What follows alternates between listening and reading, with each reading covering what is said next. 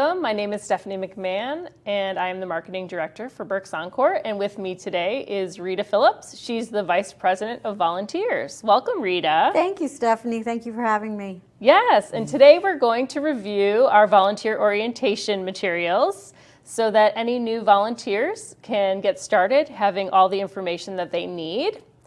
Rita, would you like to share what our mission is at Berks Encore? I would love to share that mission, Stephanie. The mission of Berks Encore is to develop aging, confident individuals to enhance their ability to live well later in life. How is our mission at Berks Encore connected to the services we provide? When we develop programs, it allows our aging clients, customers, to remain independent as long as possible in their homes. So our volunteers who help us with this make it possible for us to deliver the services that allow them to age well and live better later in life. So, what services are offered at Berks Encore? One of our largest services is Meals on Wheels, and that's our most popular one. Everybody knows Meals on Wheels. But in addition to Meals on Wheels, we have a lot of other services we provide. We do Medicare counseling, and we counsel, I'm not sure of the numbers, but I know it's a large number, and we've saved many of our clients a lot of money when they're choosing their Medicare products and services. We have 6 senior health and wellness centers throughout the county, and they provide so many opportunities for socialization, which is such a key to living well later in life, and so many programs that they can take advantage of. We offer a grocery shopping program. We have a friendly visitor program, which helps, again, keep the socialization for those individuals who may not be able to get out of their homes. We have volunteers who visit with them regularly.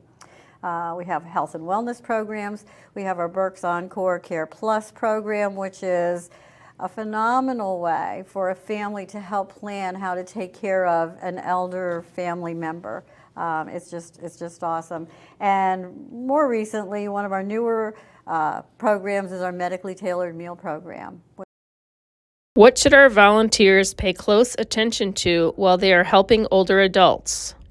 Stephanie, one of the things that is such a key to the way we operate, our volunteers really truly become the eyes and ears of Berks Encore, because they're going and meeting with our clients one-on-one, delivering their meals, delivering their groceries, talking to them Medicare. There's so many ways that we interact one-on-one, and so our volunteers are asked to report to us anything that they see that's not usual.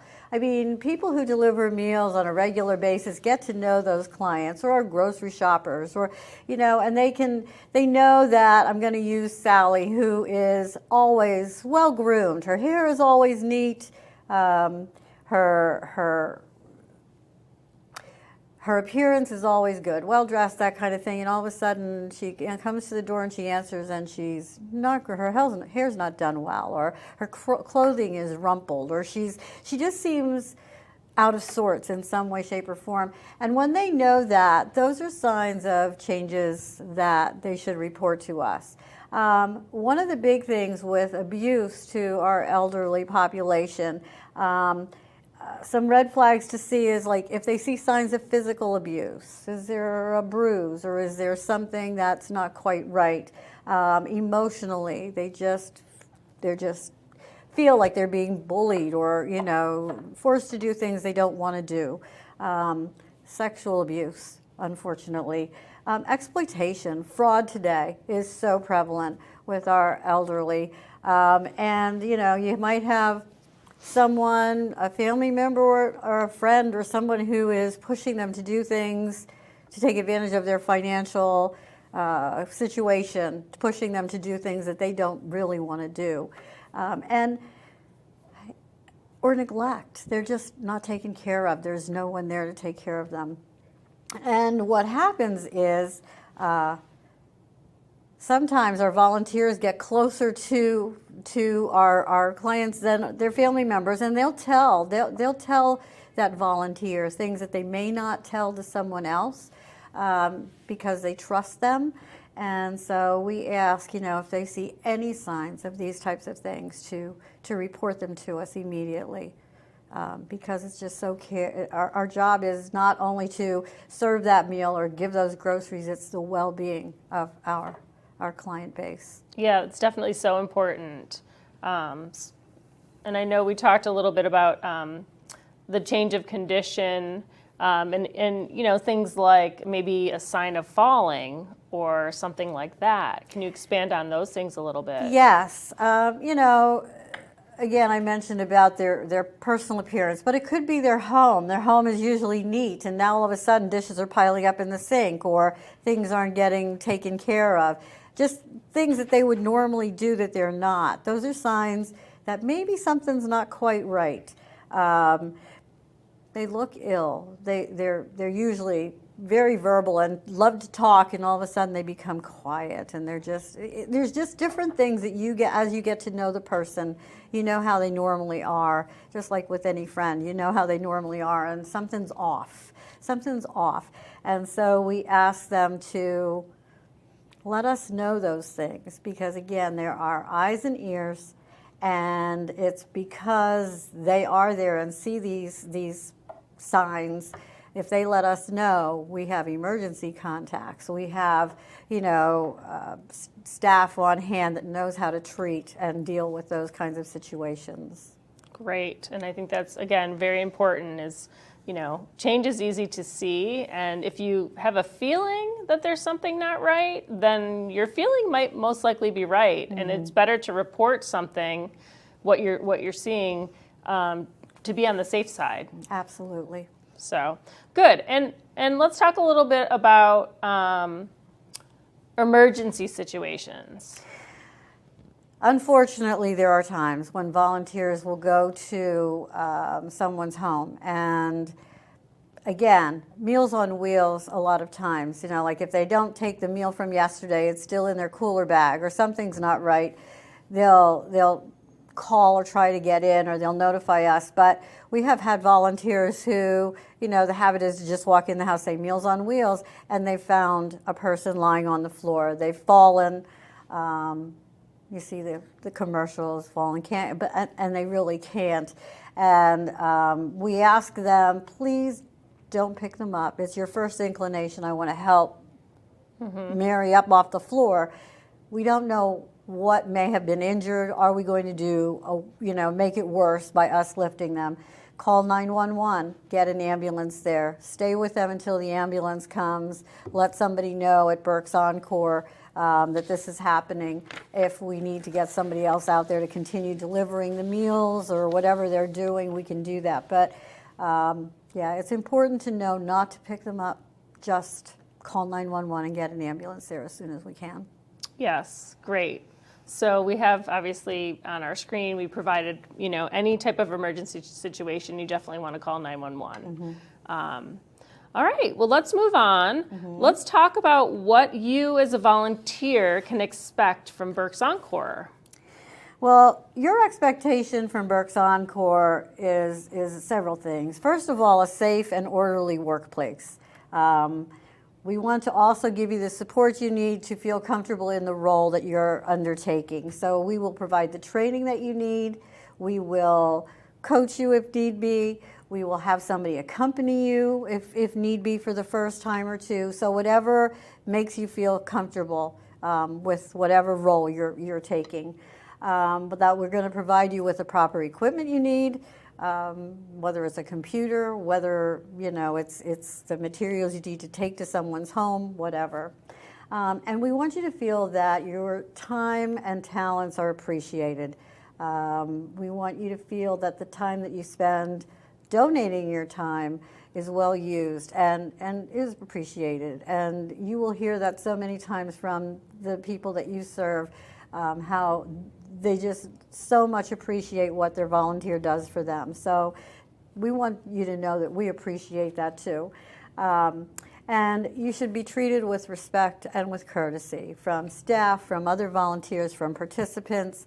And that's an expectation any volunteer should have.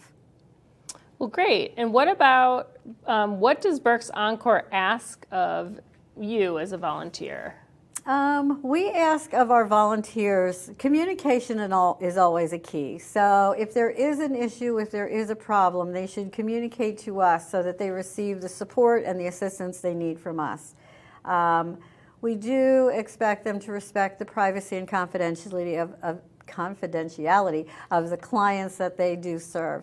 They'll get into people's homes. As I said previously, people share information with our volunteers more sometimes than they will with a family member. So there's private information that is, we just ask them, to keep everything confidential. Don't share that with everyone.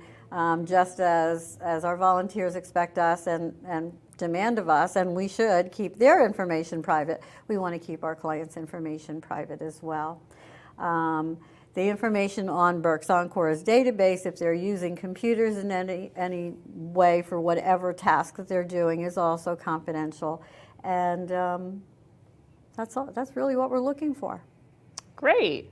Well, I know you mentioned confidentiality. We have a little bit more information to provide. Here we provide our promise to our clients that we'll keep your information safe and confidential, just as we protect your personal information. It's our client's responsibility. It's your responsibility to protect our client's information as well. So, right. It is a key. Definitely. Yeah. Great. And what about grievance policies? I know there might be situations that aren't as pleasant as someone expects, so we do have a grievance policy. Do you want to talk a little bit about that? We do, and it's outlined actually in detail in our volunteer handbook, which we'll talk about a little later. But we do have a policy if someone who is volunteering for us feels that they've been treated unfairly or they've been accused of doing something and they feel that they were violated in any way, they should let us know immediately. And the procedure is outlined, and we definitely take that very seriously. We want everybody to feel, again, that they're respected, that they're safe when they're volunteering with us, and that we will take the time to listen to whatever the issue might be. So we ask them to follow that policy. We take it, as I said, very seriously, and we follow up and make sure that there's a resolution. Great. The next thing we would like to talk about is access to property and materials.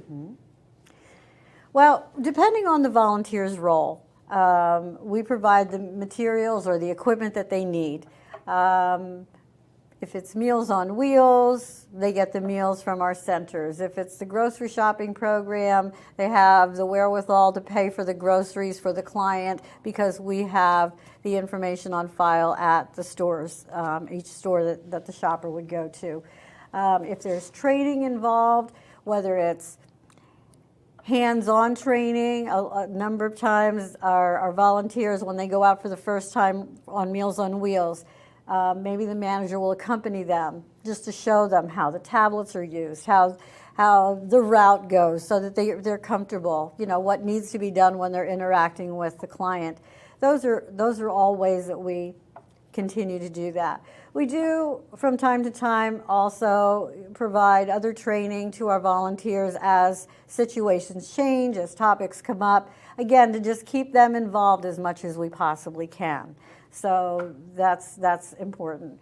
And again, if they're having access to our credit card, if they're having access to our computer systems, we ask them to follow the same procedures that we would ask our employees to follow, with safety and everything else in mind, so that our equipment is protected and our information is protected. Yes, and again, this is all outlined in our handbook, which each of our volunteers is provided. So that's great.